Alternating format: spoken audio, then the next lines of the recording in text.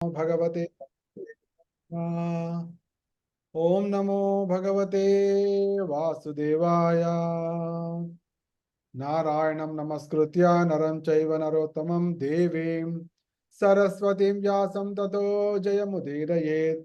नष्टप्रायेषु अभद्रेषु नित्यं भागवत सेवया भगवती उत्तम श्लोके भक्तिर्भवति नैष्टिकी।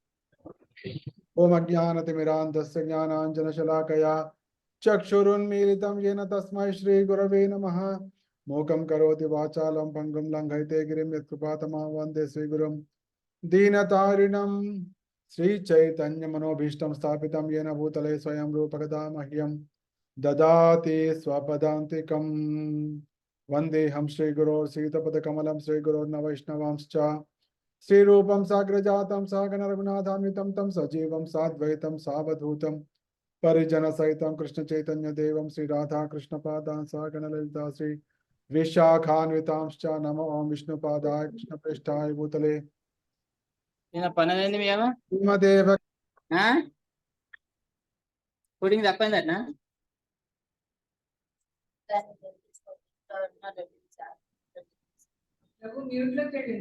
అరే తెల్లగానే ఉన్నదండి రాలేదు. రమణాచారి ప్రభుజీ మ్యూట్ చేసుకోండి.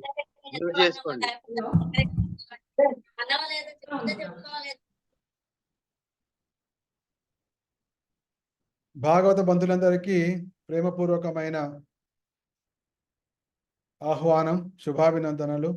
ఇవాళ ఏకాదశి పూట మనం పరమానందంతో భాగవతాన్ని చర్చించబోతున్నాం, శ్రవణం చేయబోతున్నాం.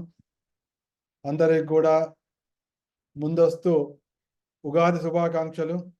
ఎందుకంటే వచ్చే మంగళవారమే అందరికి కూడా కొత్త సంవత్సరంలో ప్రవేశించబోతున్నాం. ఉగాది మహారాష్ట్రలో కూడా దీన్ని ఇక్కడ గుడి పడవ అంట, గుడి పడవ. అక్కడేమో తెలుగు వాళ్ళేమో మనం ఉగాది అంటాం. ఈ కొత్త సంవత్సరం పేరు నామ సంవత్సరం.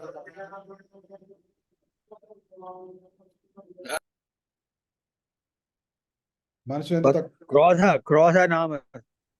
అదే క్రోధి ఇవన్నీ నమస్తే కాబట్టి అందరం కొద్దిగా సచేతనమై అప్రమత్తులం కావాలి. ఎందుకంటే సంవత్సరమే మనకి క్రోధం చూపించే అవకాశం ఉంటుంది. కాబట్టి మన ప్రశాంతత చెదిరిపోకుండా ఉండడం కోసం మనం భగవత్ సేవను, భగవత్ కైంకర్యాన్ని, భగవద్ ఆరాధనను, తర్వాత భగవత్ కథాశ్రవణాన్ని పెంచుకోవడం ద్వారా మనము సత్వగుణంలోనే ఉంటాము. అప్పుడు రజస్తమో గుణాల్లో కనిపించేటువంటి క్రోధము, ఆవేశాలు, కావేశాలు ఇవన్నీ మనకు రాకుండా ఉంటాయి. కాబట్టి అందరం కూడా ఈ విషయంలో జాగ్రత్తగా ఉండాలని ఒక హెచ్చరిక. అందరం కూడా భాగవతాన్ని పెంచుదాం.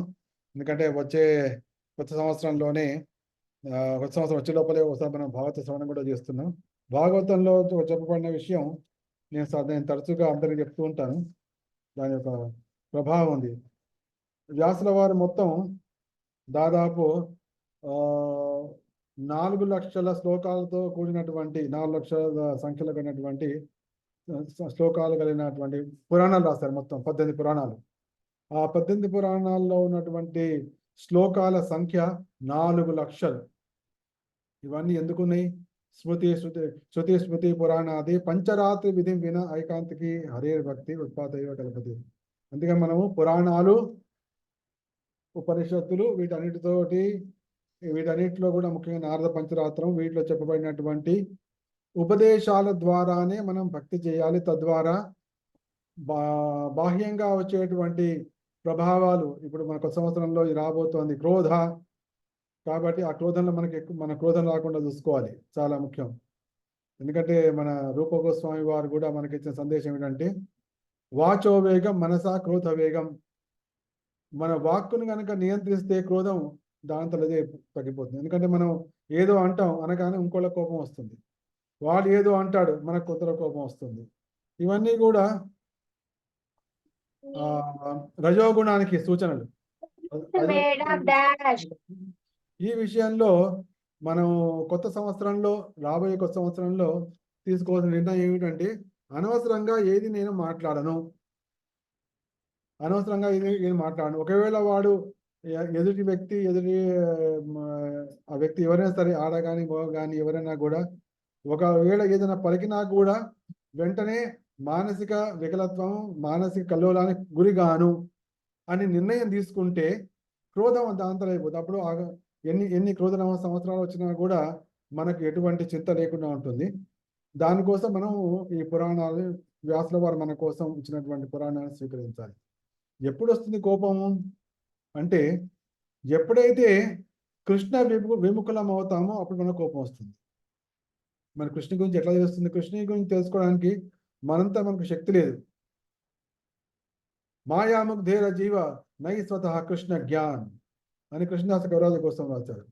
అంటే మనం మాయాముగ్ధులమై ఉంటాం కాబట్టి, అంటే మాయ చేత తీవ్రంగా ఆకర్షించబడి ఉంటాం కాబట్టి మనంతట మనకి కృష్ణ ప్రేమ, కృష్ణ విజ్ఞానం కలగదు. నై స్వతేర కృష్ణ జ్ఞానం జీవేన కృపయా కైల కృష్ణ వేద పురాణం. అందుకోసం శ్రీకృష్ణుడు స్వయంగా జీవుల పట్ల కృపతోటి వేద పురాణాలు రచించడం. ఆ పురాణాల్లో మన కోసం 4 లక్షల శ్లోకాలు వచ్చాయి. ఆ 4 లక్షల శ్లోకాల్లో 18,000 శ్లోకాలు భాగవతానికి చెందినవి.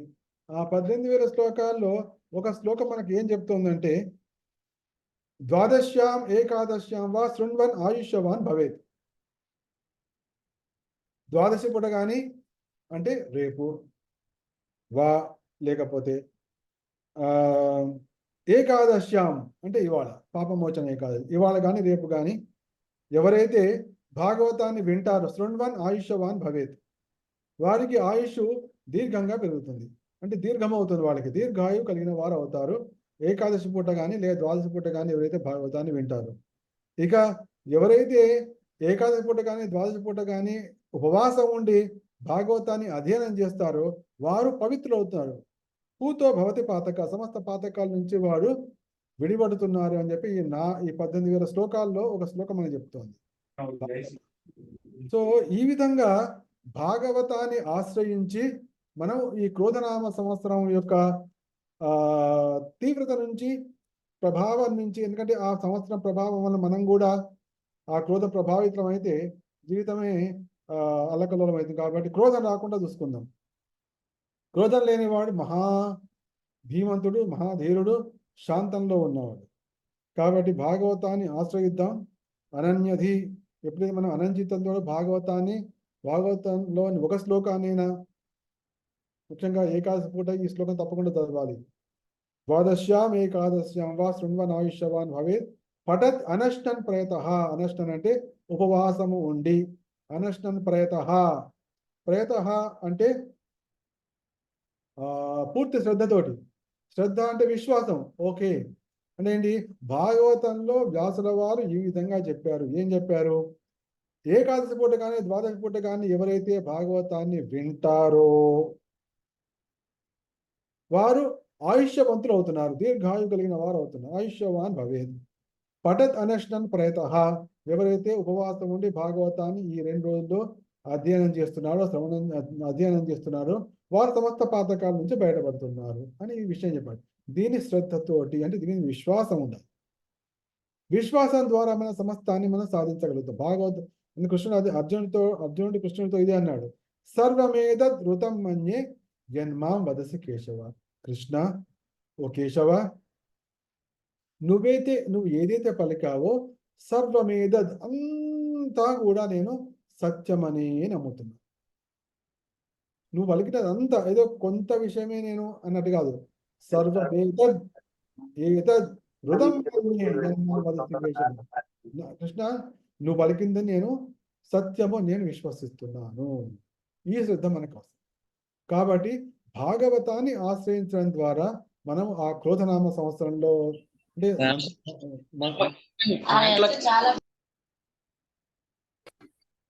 అందరు ఉత్సాహం వస్తుంటుంది మాటలు వాడాలని. సో ఆ క్రోధనామ సంవత్సరంలో ఏమైనా క్రోధం మన మీద ఆ ప్రభావాన్ని చూపిస్తే దాని నుంచి మనం నిశ్చయంగా బయటపడతాం. కాబట్టి ఈ కొత్త సంవత్సరంలో మనం ఒక నిర్ణయం తీసుకుందాం. ఏకాదశి పూట ఈ శ్లోకం పలకాలి. ఇంకా వేరే ఏంటంటే, యయేత శ్రావయే నిత్యం యామక్షరం అనన్యది శ్లోకమేకం తదర్థం వా పాదం పాదార్థమేవ వా శ్రద్ధావాయో శృణుయాత్ పునత్యాత్మానమేవ సహ. కాబట్టి మనం కొత్త సంవత్సరంలో ప్రారంభించేది అంటే ప్రతిరోజు ఒక శ్లోకాన్ని తప్పకుండా ఉచ్చరించాలి, దాన్ని ప్రతిపదార్థం చదవాలి, దానిలో తాత్పర్యం చదవాలి, భాష్యం చదవాలి. ఈ నిర్ణయం పెట్టుకుందాం. భాగవతం మన ఎటువంటి వ్యాసుల వారు సూత గోస్వామి ద్వారా మనకు చెప్పినటువంటి సందేశం ఏంటి, భాగవతంలో ఒక శ్లోకం చదివినా, సగం శ్లోకం చదివినా, సగంలో సగం చదివినా కూడా ఎవరైతే వింటారో పునత్యాత్మానమేవ సహా అంటే తనను తాను పునీతం చేసుకుంటాడు. ఎవరైతే పునీతుడై ఉంటాడో వాడు పాపం చేయడు. పాపం చేయడంటే వాడు రజోగుణంలో ఉంటాడు. రజోగుణం అంటే వాడికి కోపం రాదు, వాడికి ఈర్ష్య కలగదు, వాడికి ద్వేషం కలగదు. మనస్సు ఎప్పుడైతే ప్రశాంతంగా ఉంటుందో అక్కడ గోవిందుడు విశ్రాం, గోవిందుడు అక్కడ నిశ్చయంగా నెలకొని ఉంటాడు. అందుకోసం నరోత్తమ దాస్ ఠాకూర్ కూడా అన్నారు, తుమారా హృదయే సదా గోవింద విశ్రామ్. వైష్ణవులు ఎటువంటి అంటే వైష్ణవులు ఎప్పుడు ప్రశాంతంగా ఉంటారు కాబట్టి ఆ ప్రశాంత చిత్తంలో, ప్రశాంత హృదయంలో గోవిందుడు ఆవాసం ఉంటాడు. మరి గోవిందుడు ఏమంటున్నాడు, నా హృదయంలోనే వైష్ణవులు ఉంటారని కృష్ణుడు. ఈ విధంగా ఇద్దరి మధ్య ఆ సంబంధం సాగుతూ ఉంటుంది. కాబట్టి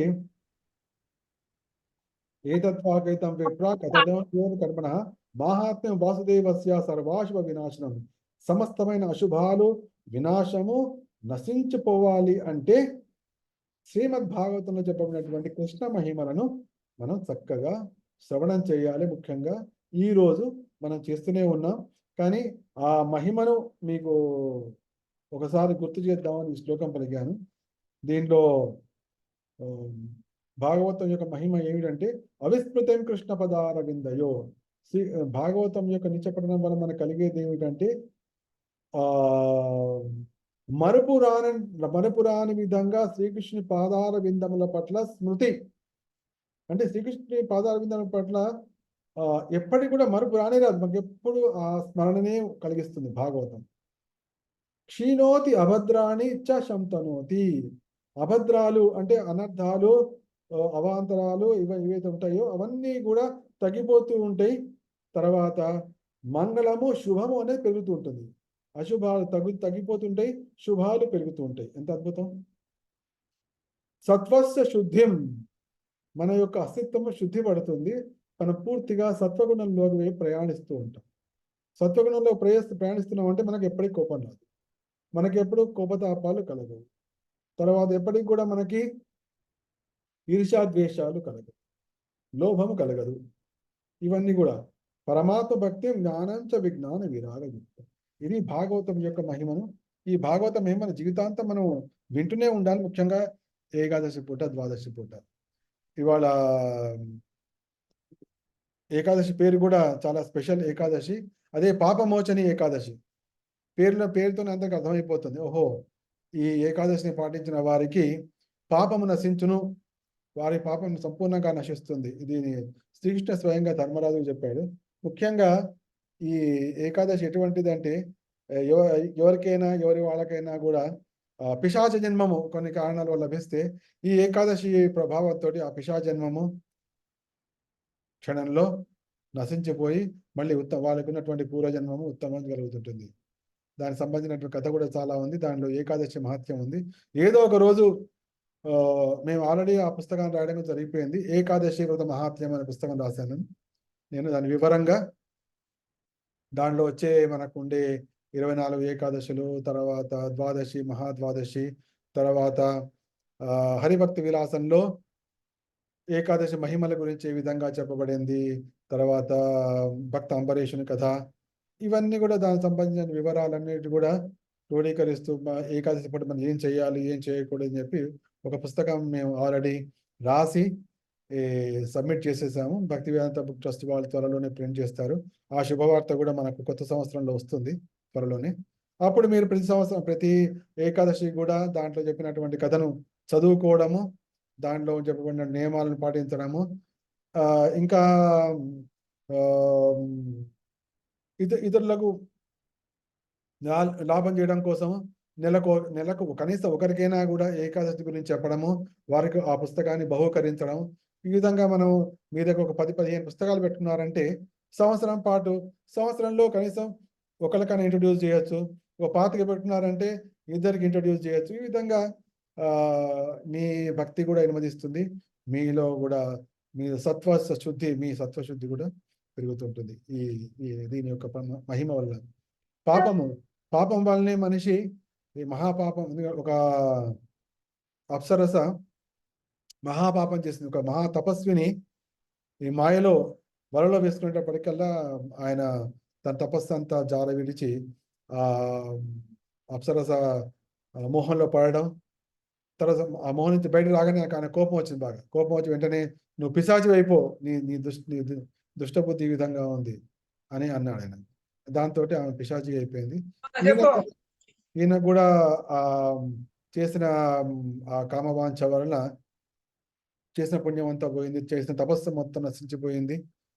అప్పుడు తర్వాత ఆయనకి వాళ్ళ తండ్రి గారు చెప్పడంతో ఆయన ఈ పాపమోచని ఏకాదశిని పాటించడము, ఆ శాపగ్రస్తురాలు అప్సరస్సు కూడా చెప్పడము, ఆమె కూడా పాటించడం, తద్వారా దానికి పిశాచ విముక్తి. సో సమస్త పాపాలు అంటే పాపంలో టాప్ మోస్ట్ అంటే అది ఎంతటి పాపం అంటే వాళ్ళకి శరీరంకి లభించదు, అంతటి ఘోరమైన పాపం. కాబట్టి అంతటి మహాపాపాన్ని కూడా నశింపజేయడానికి ఉన్నటువంటిదే ఈ పాపమోచన ఏకాదశి. ఈ ఏకాదశిని మనం చక్కగా చర్చిస్తున్నాం, దాని మహిమని. సాక్షాత్గా శ్రీకృష్ణుడు ధర్మరాజుకి ఈ వివరాలు చెప్పాడు. ఈ పాపమోచని ఏకాదశి వ్రతాన్ని చేసి ఏకాదశి మహిమను విని మనం కొత్త సంవత్సరంలోకి మంగళవారం నుంచి ప్రవేశించబోతున్నాం. మాకు ఇక్కడ బొంబాయిలో మా రాధా మదన్ మోహన్ మందిరానికి వార్షికోత్సవం. ఎందుకంటే దాదాపు 15 ఏళ్ల కిందట, 14-15 ఏళ్ల కిందట ఉగాది పూటే ఇక్కడ మన గుడి పడవ అంటాం, రోజే మదన్ మోహన్ మందిరంలో ప్రవేశించడం జరిగింది. కాబట్టి మాకు చాలా పెద్ద ఉత్సవం జరుగుతుంది ఆ రోజు. మీకు కూడా నేను లింక్ పంపిస్తాను, ఎవరైనా చూడాలనుకుంటే ఆ కార్యక్రమాన్ని మొత్తం మీరు ఆన్లైన్లో కూడా తిలకించవచ్చు.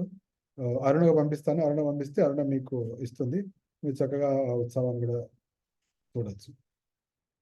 సో ఈ విధంగా పాపమోచన ఏకాదశి గురించినటువంటి చర్చ కొద్దిగా చేసి మనం ముందుకు వెళ్దాం.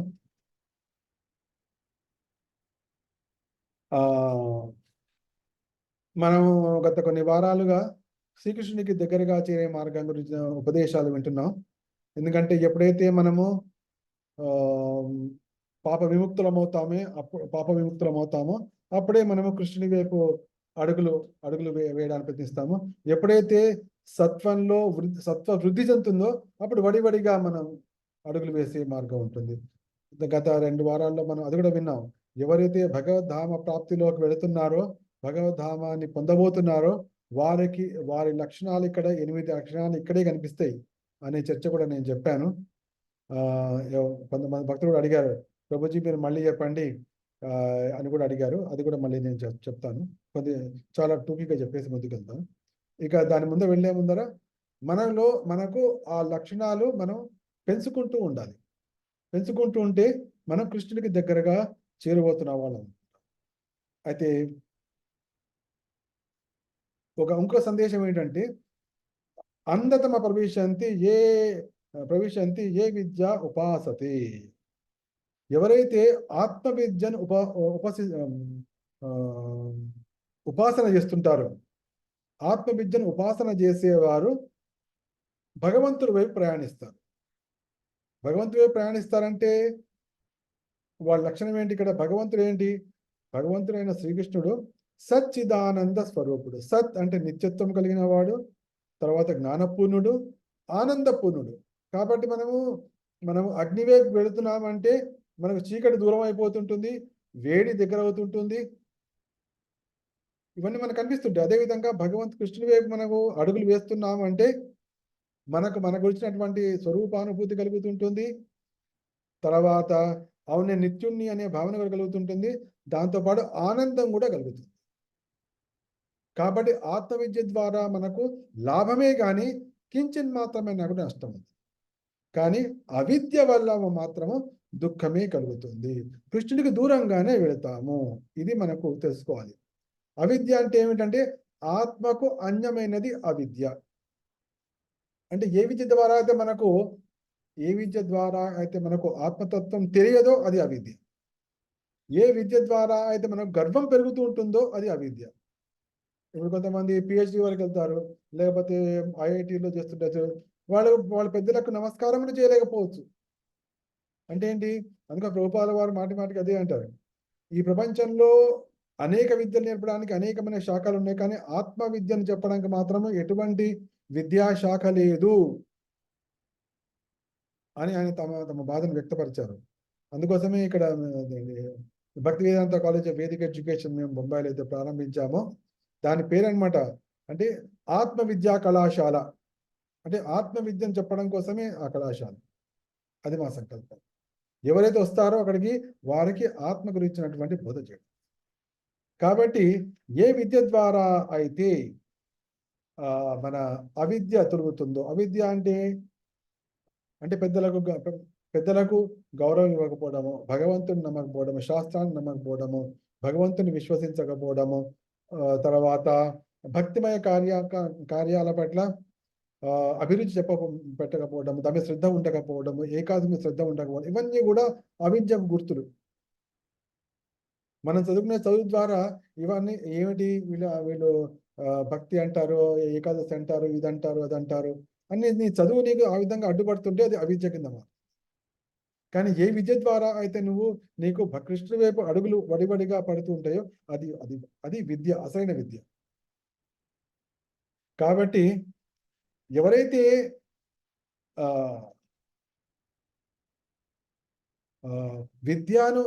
విద్యను స్వీకరిస్తారో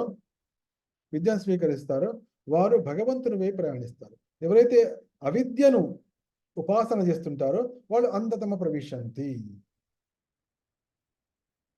వాళ్ళు ఏంటి, అంధకారమయ లోకాల్లో వాళ్ళు ప్రవేశిస్తుంటారు. ఎందుకంటే వాళ్ళకు మళ్ళీ మానవ జన్మ రాకపోవచ్చు, అంధతమ ప్రవిశంతి. కాబట్టి ఈ విషయంలో మనం జాగ్రత్త పడాలి. అందుకోసం చెప్పాను, కొత్త సంవత్సరంలో, కొత్త ఉగాది సంవత్సరం పంచి ప్రతిరోజు కూడా అంటే 365 రోజులు అంటే 365 శ్లోకాలు మనం పూర్తి చేయాలి. మళ్ళీ నెక్స్ట్ ఈ పాపమోచన ఏకాదశి వచ్చేటప్పటికల్లా కనీసం మనం 400 శ్లోకాలు అర్థ తాత్పర్య భాషలతో పాటు కూడా చదివిన వారమే ఉండాలి. అంటే ఏంటి, మనము విద్యలోకి వెళుతున్నట్టు. అప్పుడు మనకేంటి,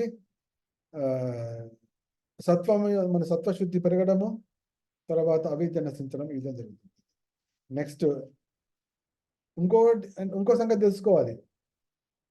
విద్య వల్ల ఒక రకమైన ఫలితం కలుగుతుంటే అవిద్య వల్ల ఇంకో ఫలితం కలుగుతుంది అని మహానుభావులు పలుకుతారు, ధీరులు పలుకుతారు. అంటే ఏంటి, మనం రెండు కూడా తెలుసుకోవాలి. ఉదాహరణకి మనము రోడ్డు మీద వెళ్తున్నాము, అక్కడ రాసి ఉంటుంది ఎడం వైపే నడవండి అని రాసిపడుతుంది, కుడివైపు నడవద్దు, జేబు దొంగలు ఉన్నారు జాగ్రత్త అని చెప్తున్నారు. ఎడం వైపే నడవాలి, ఎడం వైపే డ్రైవింగ్, కుడివైపు డ్రైవింగ్ చేయకూడదు, ఈ విధంగా చెప్తున్నారు. అంటే ఏంటి, కుడివైపు కనుక నడుస్తున్నాము అంటే ఆ విధంగా నడిస్తే ఏం జరుగుతుంది అది కూడా తెలుసుకోవాలి. ఎడం వైపే నడవడం ద్వారా, ఎడం వైపే వాహనాన్ని నడపడం ద్వారా ఏ విధంగా సురక్షితంగా ఉంటామో అది విద్య. అంటే రెండు తెలియాలి. ఏ విద్య ద్వారా అయితే మనము తమో గుణంలో ప్రవేశిస్తామో ఆ సంగతి కూడా తెలియాలి. ఏ ఆత్మ విద్యను స్వీకరించడం ద్వారా మనము కృష్ణుడి వైపు ప్రయాణిస్తామో ఇది కూడా తెలుసుకోవాలి. ఎక్కడ తెలుసుకోవాలి అంటే మహానుభావుల ద్వారా తెలుసుకోవాలి, ఎందుకంటే వారికే తెలుస్తుంది. ఉదాహరణకి మనకి రాజవిద్య రాజగుహ్యం భగవంతుడు పలుకుతుంది. భగవత్ సందేశం అనేది రాజవిద్య, భగవత్ సందేశం అనేది ఆత్మ విద్య, భగవత్ సందేశం అనేది భగవంతుని వైపు మనల్ని తీసుకెళ్ళేటువంటి విద్య. మనల్ని మోహగ్రస్తులు కాకుండా కాపాడేది ఆత్మ విద్య, మనల్ని మోహగ్రస్తులుగా కాకుండా కాపాడేది భగవత్ సందేశం. భగవత్ సందేశాన్ని ఎవరైతే స్వీకరిస్తారో, తూచా తప్పకుండా పాటిస్తారో, వారికి ఏనాటికి వినాశం అనేది కలగదు.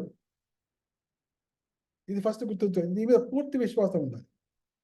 భగవంతుడు చెప్పిన మాటను విన్న వాళ్ళకి వినాశం ఎప్పుడైనా కలుగుతుందా? భగవంతుడు చెప్పింది విని తూచా తప్పకుండా పాటించిన వాళ్ళకి అశాంతి ఎప్పటికైనా కలుగుతుందా? కలగదు. ఇది పూర్తి విశ్వాసం ఉండాలి. మనము ఫలానా చోట చదివితే ఈ ఈ రకమైన డిగ్రీ సంపాదిస్తే, ఈ జీవితంగా చేస్తే మనకు జీవితం ఆనందంగా ఉంటుంది అని చెప్పగానే అందరం వింటున్నాం. కానీ భగవంతుడు డైరెక్ట్గా చెప్పింది, భగవద్గీత చెప్పింది, తర్వాత వ్యాసదేవుల రూపంలో భాగవతాన్ని చెప్పింది కనుక మనం పాటిస్తే నిశ్చయంగా సచ్చిదానందమయ జీవితమే లభిస్తుంది అన్న విషయాన్ని మనం పూర్తిగా విశ్వసించాలి. శ్రద్ధగా దానిలో పూర్తి తత్పరులమై దాన్ని స్వీకరించాలి.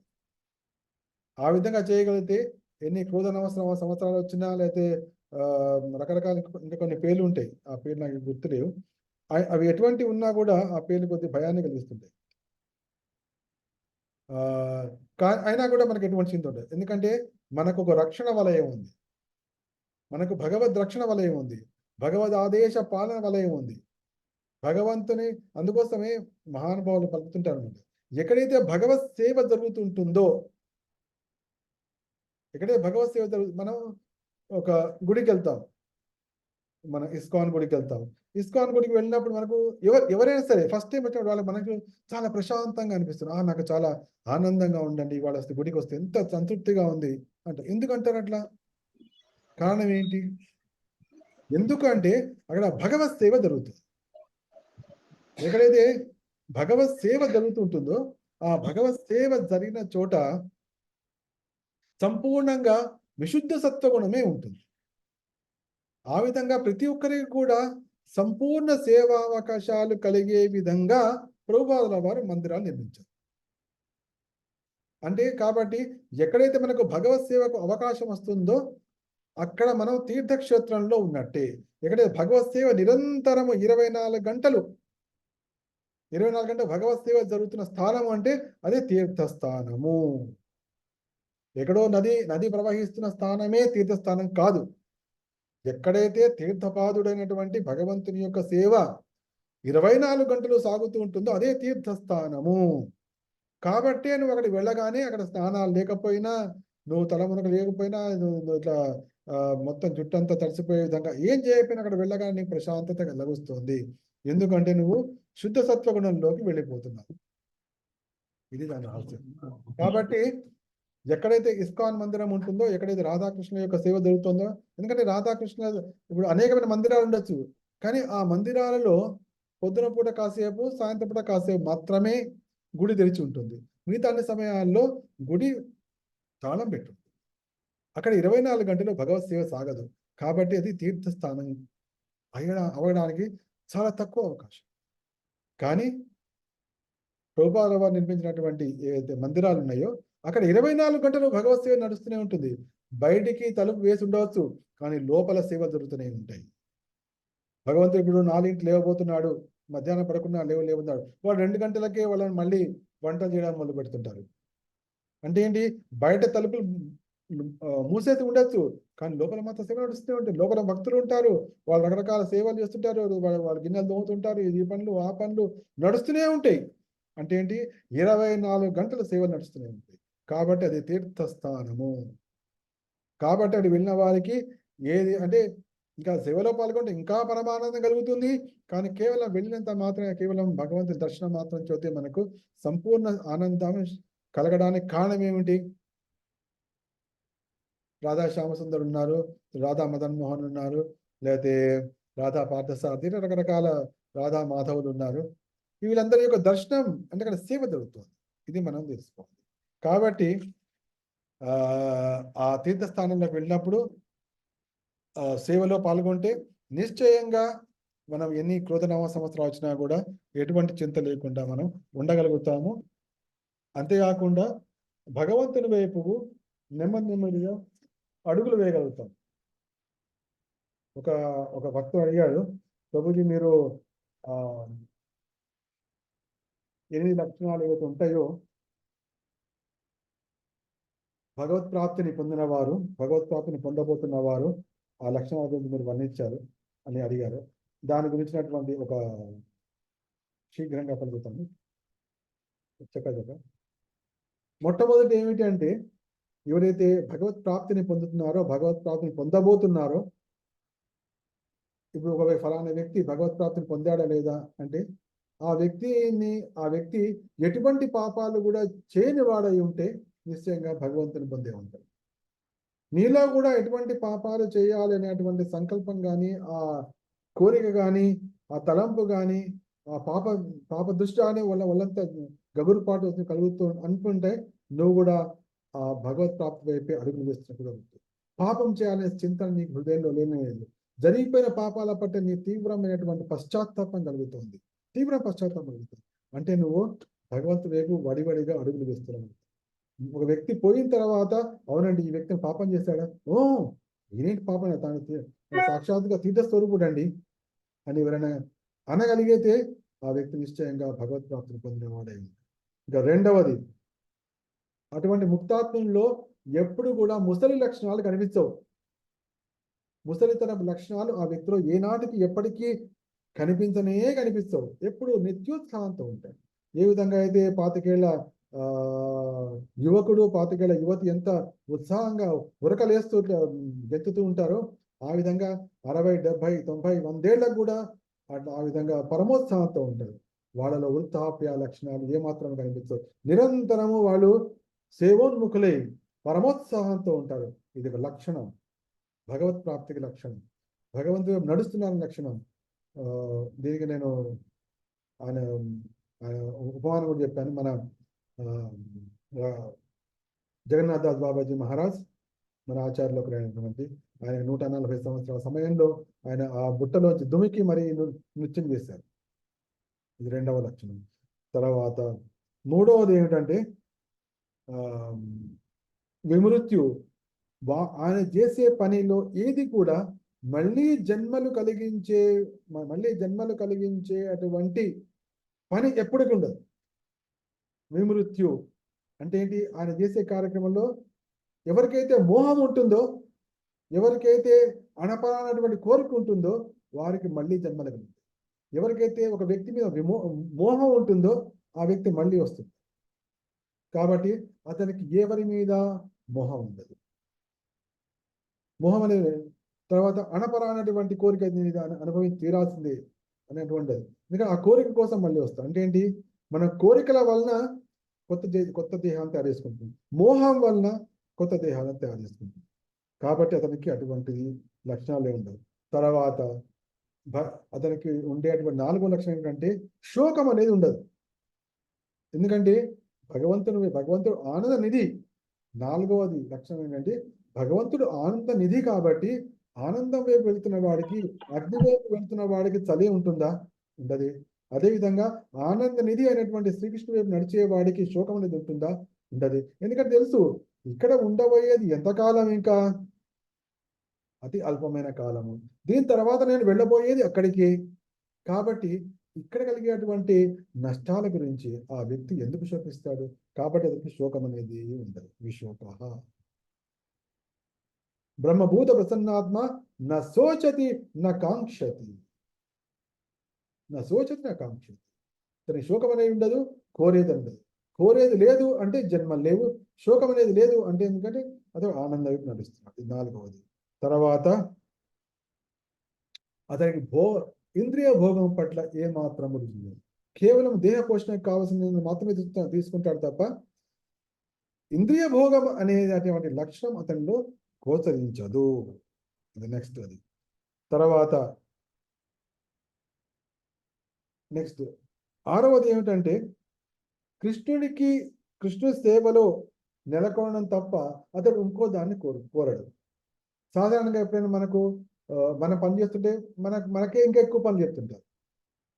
అప్పుడు సడన్గా వాళ్ళకి ఆ పని చేసే వాళ్ళకి మంచి సేవ చేసేవాడే, ఏంటి అందరూ నేను చేస్తాం, నాకే మన మొత్తం నా మీద అన్ని పని నెట్టేస్తున్నారు అని అనుకుంటాడు. కానీ ఎవరైతే భగవతత్వంలో ఉన్నారో కృష్ణ సేవని ఇంకా ఇంకా కోరుకుని ఉంటాడు. కృష్ణ సేవ తక్కువ అన్యమైన దాన్ని ఏమాత్రం కోరు. ఇది అంటే ఇది ఆసక్తి. ఆసక్తి అంటే ఇంత జరుగుతోంది, ఇంకా ఎక్కువ చేస్తే బాగుంటుంది అనేది ఆసక్తి. ఆ విధంగా కృష్ణ సేవకు అన్యమైన దాన్ని కోరుకోడు. అంతేకాకుండా కృష్ణ సేవ ఎందు ఆసక్తిని కలిగి ఉంటాడు, ఇంకా పెంచుకోవాలని కోరుకుంటాడు. తర్వాత అతనికి సత్యకాముడు అంటే భగవంతుడే సత్యం, పరమ సత్యం భగవంతుడే. కాబట్టి భగవంతుని పొందడమే అతని యొక్క కోరిక. అంటే సత్యాన్ని పొందాలనుకుని అతను సత్యకామునిగా అంటే ఏంటి, తన కోరికలన్నీ కూడా కృష్ణుని పొందడం కోసమే ఉంటాడు అనుకో సత్యకాముడు. అటువంటి వాడి యొక్క చరమ లక్షణము, అటువంటి యొక్క చరమ ప్రభావం ఏమిటంటే అతడు ఏ పని ఇక పట్టుకుంటే బంగారం టైప్ ఉంటుంది. ఆయన ఏది అనుకుంటుంటాడు అది ఆ పని అయిపోతుంది, అనుకుంటుంటాడు ఆ పని అయిపోతుంది, అనుకుంటాడు అయిపోతుంది. సత్య సంకల్పం. ఈ విధంగా ఈ 8 లక్షణాలను బట్టి ఆ వ్యక్తి భగవద్ధామం ప్రయాణిస్తున్నాడు అనే విషయాన్ని మనం చక్కగా తెలుసుకోవచ్చు. లేకపోతే భగవద్ధామానికి వెళ్ళాడు అనే విషయం కూడా మనం చక్కగా తెలుసుకోవచ్చు. ఇది మనకు భాగవతం చెప్పినటువంటి విషయం.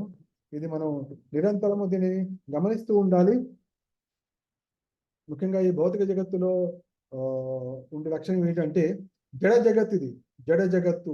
జడము అంటే ఇంగ్లీష్లో చెప్పంటే ఇనర్షియా. ఈ జగత్తులో ఎట్లా ఉంటుందంటే మనం ఒక బంతిని పెడతాం, బంతి ఎప్పుడైనా కదిలేదే, కానీ దానికి శక్తిని ఇవ్వకపోతే అది ఉన్న చోటే ఉండిపోతుంది, దాని జడత్వం ఉంటుంది. అది రోల్ కాగలిది ఉంది, ఈజీగా వెళ్ళగలదు, కానీ దానిలో శక్తి ప్రధానం కాకపోవడం వల్ల అది నిలిచిపోయి ఉంటుంది. దాన్ని జడత్వం అంటారు. జడత్వం అనేది ఈ జడ జగత్తు యొక్క లక్షణం. భౌతిక పదార్థం యొక్క లక్షణం జడత్వం. అంటే మనంతలో మనకు చేయాలని అనిపించదు. ఎవరో ఒకరు ఆ బంతిని ఎవరో తన్నాలి, తనగానే పరిగెట్టడం అది దొరడం మొదలు పెడుతుంది. అంటే జడత్వం అనేది లక్షణం. ఎప్పుడైతే మనకు జడత్వం వస్తుందో, జడత్వానికి ఇంకొక యాంగిల్లో చూస్తే, మనం ఇంకో కోణంలో చూస్తే బద్ధకం కూడా జడత్వం. అబ్బా ఏం లేస్తానులే అనిపిస్తుంది, అబ్బా ఇప్పుడు ఏం వెళ్తానులే, అబ్బా ఇప్పుడు ఏం నడుస్తానులే, ఇట్లా అనిపిస్తుంది. అది జడత్వము అంటే జడ జగత్తులో ఉన్నట్టు. ఎప్పుడు ఉత్సాహంగా ఉన్నారు అంటే అది జడ జగత్తుకు అన్యమైన స్థానంలో ఉన్నట్టు.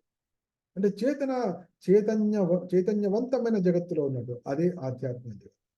కాబట్టి బద్ధకం లేకపోవడం ఆధ్యాత్మిక జగత్తులో ఉండటానికి, ఆధ్యాత్మిక జగత్తులో ఉన్నారు అనడానికి దానికి ఒక సూచన. ఆధ్యాత్మిక జగత్తులో ఉన్నాము అన్న సూచన అంటే ఎప్పుడు కూడా చాలా చలాకీగా ఉండడం, ఉత్సాహంగా ఉండడం. అవును ఏంటి కృష్ణుని కోసం, అవునండి ఇప్పుడు కొత్త సంవత్సరం ఏం చేస్తాం, పోయిన సంవత్సరం ఉగాదికి ఎప్పుడు ఉందేంటి ఏంటి మన పచ్చడి, మామిడికాయ పచ్చడి, ఇంకా బొబ్బట్లు, ఇంకేముంటాయండి, గారెలు, ఇంకా ఎప్పుడు ఇదే. కృష్ణుడి కోసం మనం ఎప్పుడైనా కొత్తగా నేర్చుకున్నాము? ప్రతి సంవత్సరం పెంచుతూ పోవాలి కదా. ఎప్పుడైతే ఈ విధంగా అనుకుంటామో అప్పుడు సత్యకామ, మన కోరికలన్నీ సత్యం వైపే, అప్పుడు సత్యకామల. కృష్ణుడు సత్యము, కామ అంటే కోరిక కృష్ణుడి వైపే ఉంది కాబట్టి సత్యకామం. అంటే కృష్ణుడి కోసమే మన కోరికలన్నీ. నేను ఐస్ క్రీమ్ నేర్చుకున్నానండి తయారు చేయడం, ఎందుకోసం? కృష్ణుడికి పెడదామని. Very good, excellent. అప్పుడు సత్యకామం. ఎప్పుడైతే మనం ఎంత ఎక్కువగా సత్యకామలం అవుతామో అప్పుడు మనం అంతగా సత్య సంకల్పలం అవుతాం. ఇది చాలా అద్భుతమైన అవసరం. ఎవరికైతే ఆధ్యాత్మిక జగత్తు ఉంది, ఆధ్యాత్మిక జగత్ చాలా రహస్యమైన విషయం వినండి. శ్రీ కాంత పరమ పురుష కల్పతరవో అన్నాడు. ఈశ్వర పరమ కృష్ణ సచ్చిదానంద విగ్రహ అనాదిరాదిర్ గోవింద సర్వకారణ కారణ చింతామణి ప్రకట సద్మసు కల్పవృక్ష లక్షావృతేషు సురభి అభిపాలయంత. అక్కడ కాలము, ఆధ్యాత్మిక జగత్తులో కాలము అనేది ఉండదు. కాలము అనేది ఉంటుంది అంటే ఏంటి? మనకు మామిడి పండు కావాలి. మామిడి పండు ఇప్పుడు హఠాత్తుగా వచ్చేస్తుందా? మామిడి పండు హఠాత్తుగా రాదు. అది జనవరి నుంచే దానికి ఫస్ట్ చిగుళ్ళు రావడము, తర్వాత పూలు పూయడము, తర్వాత అది పిందెలు రావడము, తర్వాత కాయలు రావడము, దాని తర్వాత దాని పండు రావడం, ఈ విధంగా దాన్ని కోయాలి, కోసి దాన్ని మాగబెట్టాలి. ఇవన్నీ కాగా అప్పుడు వస్తుంది. అంతే కదా? అంటే అక్కడ కాలం అనేది, కాలంలో మనకు లభించేది ఈ జడ జగత్తు. కానీ ఆధ్యాత్మిక జగత్తు అట్లా కాదు. ఇక్కడ చింతామణి ప్రకట సద్మసు కల్పవృక్ష, ఆ కల్పవృక్షంలో మామిడి పళ్ళు టక్కని మామిడి పండు రెడీ. ఏమిటిది మామిడి పండు? అక్కడ కాలమే లేదు, ఎప్పుడు కూడా వసంత ఋతువే. మామిడి పండు రెడీగా ఉంది. కానీ ఆ మామిడి ఇక్కడ మనకున్నటువంటి మామిడి పండు ఏంటి? ఆ మామిడి పండు సగం టెంక పోతుంది, దాంట్లో ఇంకొక 10% పీసు పోతుంది, దాంట్లో చెక్కులు కొంత పోతుంది, మిగిలింది రసం. కానీ ఆధ్యాత్మిక జగత్తు అట్లా కాదు. ఆధ్యాత్మిక జగత్తులో కాలం లేదు. మామిడి పండు అనగానే మామిడి పండు రెడీ. ఇది ఆధ్యాత్మిక జగత్తు. కోరినదల్లా సమయానికి అతీతంగా మనం లభించేది అంటే ఇక్కడ సంపూర్ణమైనటువంటి ఆనందం. ఇది ఎట్లా సాధ్యం? నిజంగా సాధ్యమా? ఇదేనా కల్పితమా అని బద్ధజీవుడు అనుకునే అవకాశం ఉంటుంది. అందుకోసం చైతన్య మహాప్రభు ఇచ్చేసి చూపించారు. ఎక్కడ? శ్రీవాస్ ఠాకూర్ ఇంట్లో. శ్రీవాస్ ఠాకూర్ ఇంట్లో ఒకరోజు ఆయన హఠాత్తుగా మామిడి పండు తేండి అన్నాడు. మహాప్రభు ఇది ఎండాకాలం కాదు అని అన్నారు. టెంక ఉందా అంటే వాళ్ళ మధ్య వెతికి వెళ్తే ఎక్కడో కనిపించింది, మొత్తం టెంక పట్టుకుంది.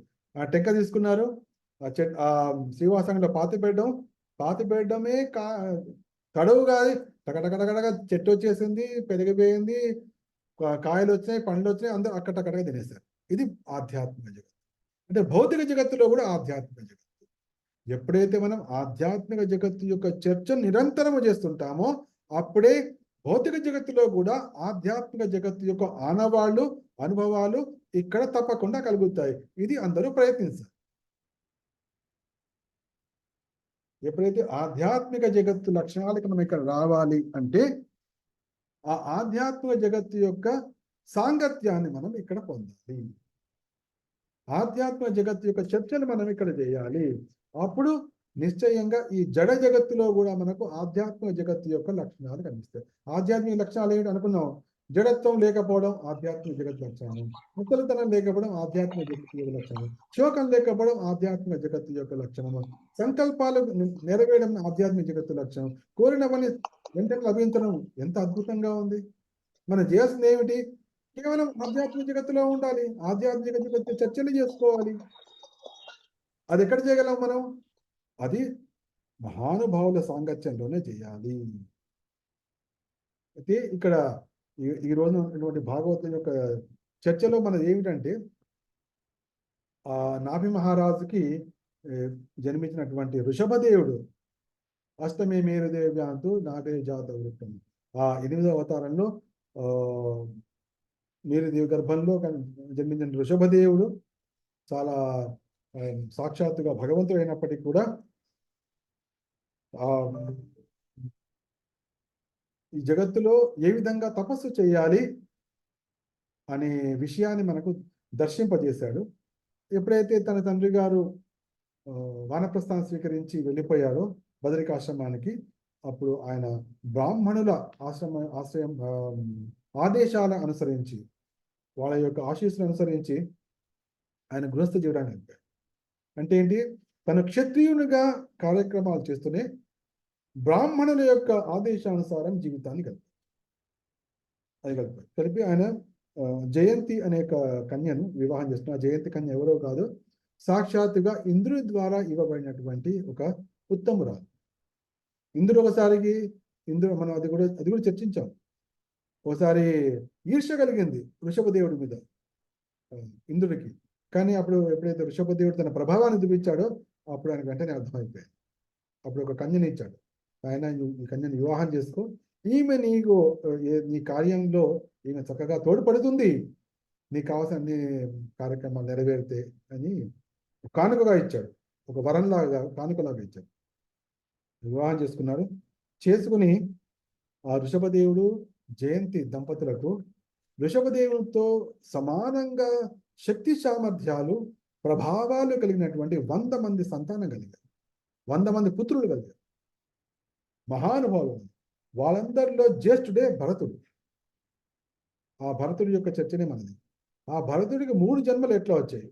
3 జన్మల భరతుని వివరం అంటే ఎందుకు అంతటి సాక్షాత్తుగా భగవదవతారమైనటువంటి వృషభదేవునికి జన్మించి పరమ మహాభక్తునిగా అయినటువంటి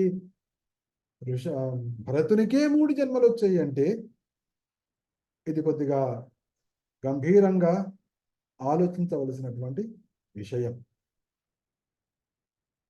ఆధ్యాత్మిక జీవితాన్ని ఆషామాషిగా తీసుకోవద్దు, తీసుకోలేము, తీసుకోకూడదు అని ఆచార్యులు పదే పదే మనకు తెలియజేస్తున్నారు.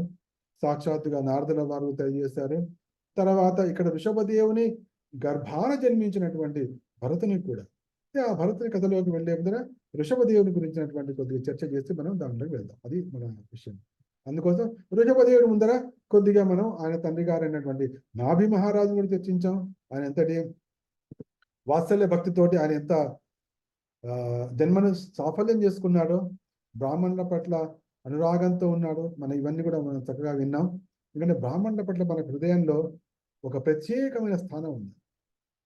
ఎందుకంటే ఈ జగత్తులో అందరికంటే కూడా భగవంతుడికి అతి దగ్గరగా ఉండే వ్యక్తి ఎవరంటే బ్రాహ్మణుడు. భగవత్ సేవలో నిరంతరము నెలకొని ఉండేవాడు. భగవంతుని సాక్షాత్తుగా తన చేతులతో ముట్టుకునేవాడు. భగవద్ విగ్రహాలని, శ్రీ విగ్రహాన్ని అభిషేకించేవాడు. భగవంతునికి నివేదన చేసేవాడు. భగవంతుని కోసం వంటలు వంటేవాడు. భగవంతునికి వస్త్రాలు కట్టేవాడు.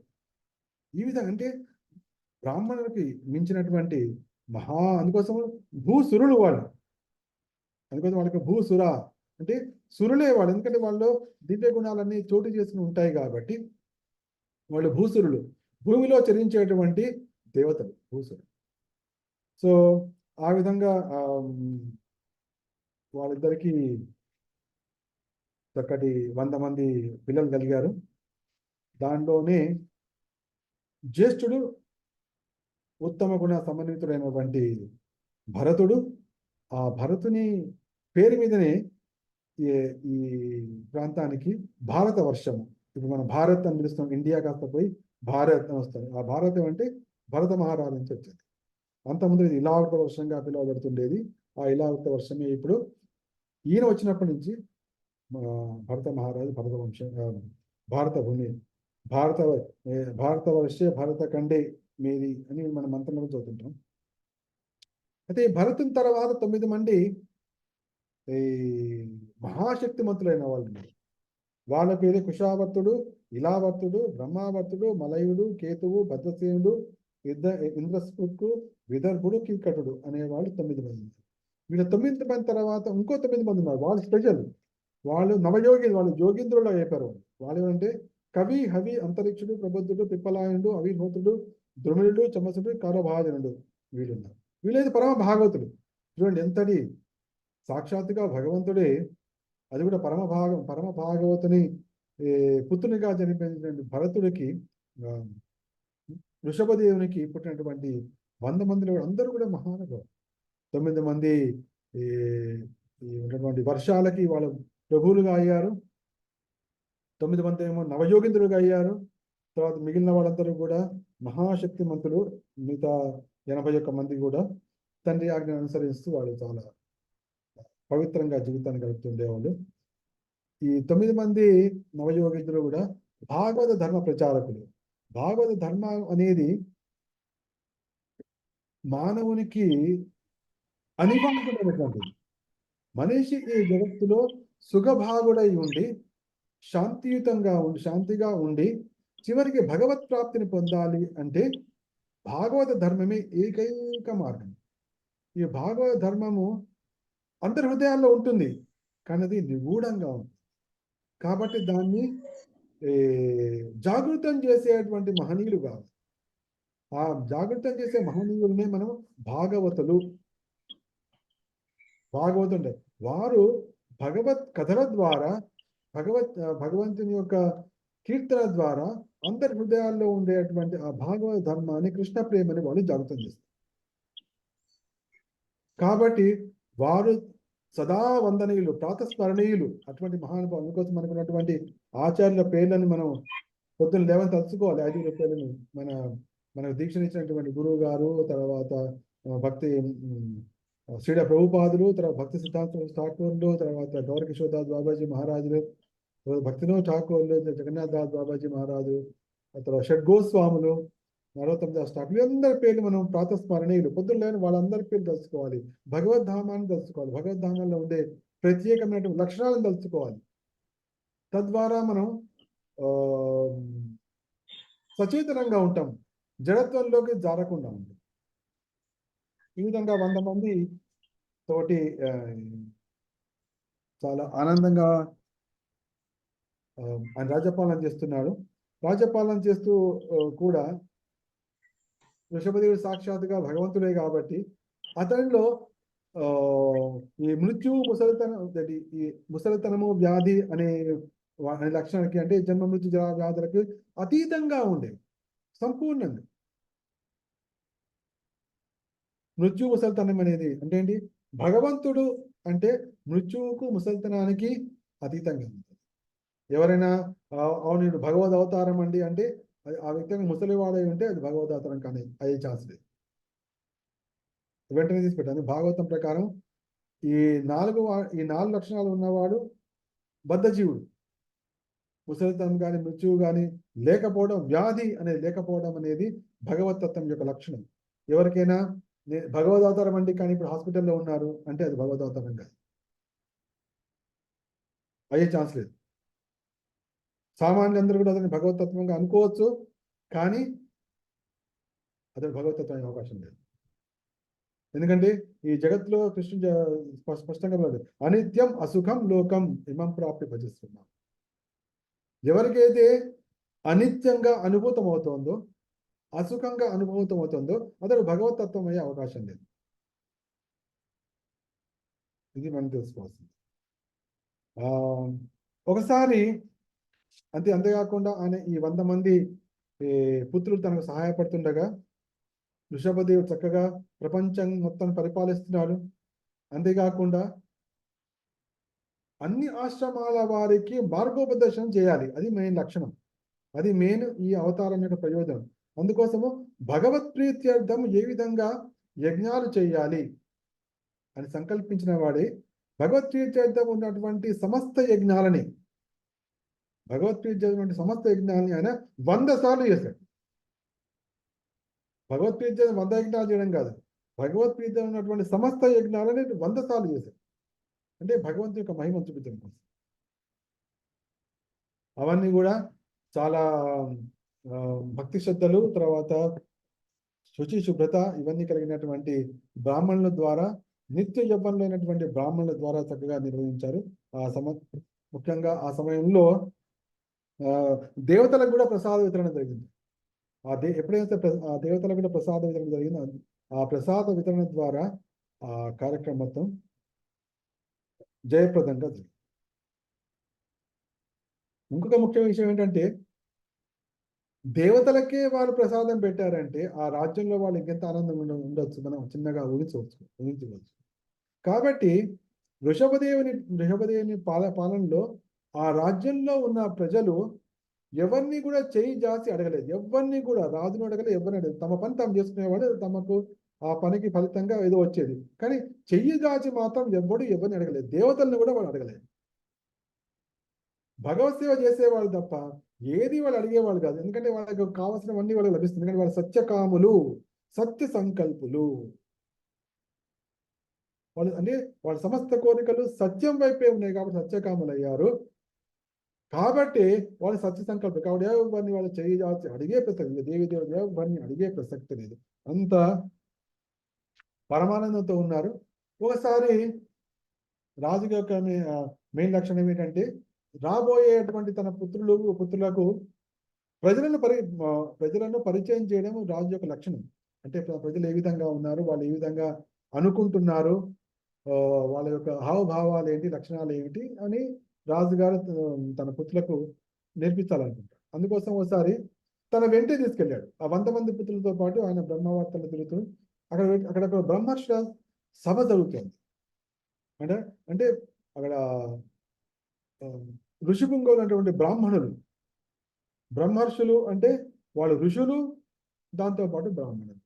ఋషులు అంటే ఋషికములు, తమ ఇంద్రియాలను పూర్తిగా అదుపులో ఉన్నవారు. ఋషికములు అంటే ఇంద్రియాలు. ఋషికేశుడు అంటే ఇంద్రియాలకు అధిపతి. ఋషికములను ఇంద్రియములను అదుపులో ఉంచుకున్నవాడు ఋషి. బ్రాహ్మణుడు అంటే బ్రహ్మము యొక్క సంపూర్ణ తత్వం తెలిసిన వాడు బ్రాహ్మణుడు. ఇంద్రియాలను పూర్తిగా అదుపులో ఉంచుకున్నవాడు ఋషి. ఈ రెండు ఉన్నాయి కాబట్టి వాళ్ళు బ్రహ్మర్షులు. రాజర్షులు అంటే ఎవరు?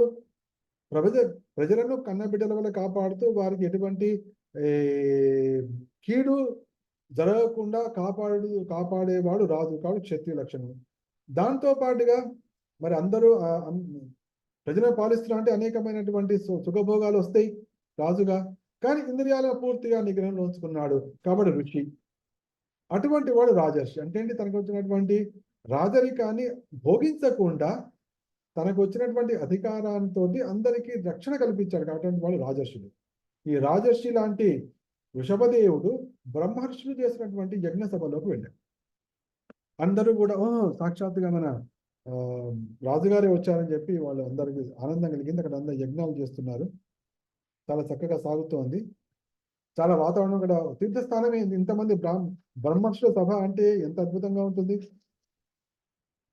ఒక భక్తుడు ఉంటేనే మనకు పరమానందం కలుగుతుంటే అక్కడ అందరూ కూడా బ్రహ్మర్షులే. అటువంటి స్థానం అందరూ యజ్ఞాలు చేస్తారు. ఎంత పవిత్రమైన స్థానంగా ఉంటుంది. ఓహో, ఇది చాలా అనుకూలంగా ఉంది అని చెప్పి వృషభదేవుడు ఒక చక్కటి ఆసనం మీద కూర్చుని 100 మందిని కూర్చోబెట్టాడు పిల్లలకి. దాంతోపాటు బ్రహ్మర్షులు కూడా కూర్చున్నారు. కానీ ఆయన ముఖ్య ఉద్దేశము తన తర్వాత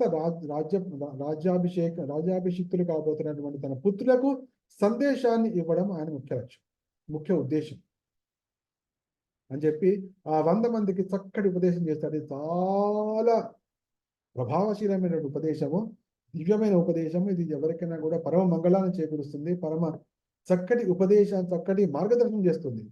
ఎవరైతే వృషభదేవుని ఉపదేశాలను పాటిస్తారో 100కి 100 రూపాయలు నిశ్చయంగా వారు వడివడిగా కృష్ణుడి వైపు అడుగులు వేస్తారు.